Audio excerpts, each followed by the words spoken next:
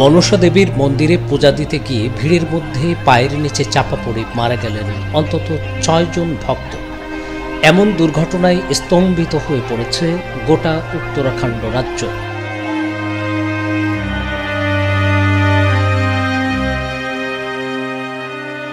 ভারতের উত্তরাখণ্ড রাজ্যের হরিদ্বারে রয়েছে সুপ্রাচীন মনসা দেবীর মন্দির।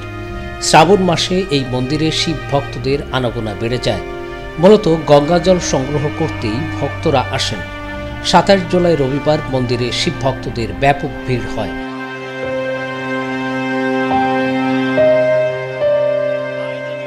সকালে মন্দিরমুখী সিঁড়ির কাছে ভিড়ের মধ্যে অনেকেই পড়ে যান, তাদের উপর দিয়ে চলে যান অন্যরা, আর তাতেই হতাহত হন ভক্তরা।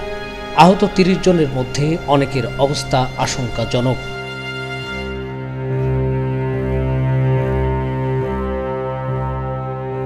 অ্যাম্বুলেন্সে করে আহতদের তড়িঘড়ি নিয়ে যাওয়া হয় স্থানীয় হাসপাতালে।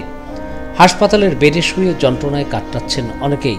তাদের মধ্যে কয়েকজনের অবস্থা অত্যন্ত সংকটাপন্ন।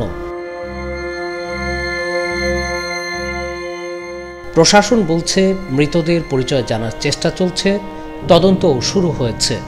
इस पूरी घटना पर मुख्यमंत्री जी ने काफ़ी इसको गंभीरता से लिया है। एक मजिस्ट्रियल जांच का आदेश हो गया है। साथ ही साथ जो लोग मृतक हुए हैं उनको 2 लाख रुपए की धनराशि की घोषणा की मुख्यमंत्री जी के, और जो घायल जिनको 50,000 रुपए की धनराशि की घोषणा की गई है। इस समय तरह तरह की बातें चल रही हैं कि कोई कह रहा है कि करंट आ गया था, कोई कह रहा है कि उसकी अफवाह थी। तो देखिए, कयासबाजी से भी कोई लाभ नहीं है। मेडिकल प्रॉपर मजिस्ट्रियल जांच का आदेश हो गया है। सबको थोड़ा धैर्य रखना चाहिए।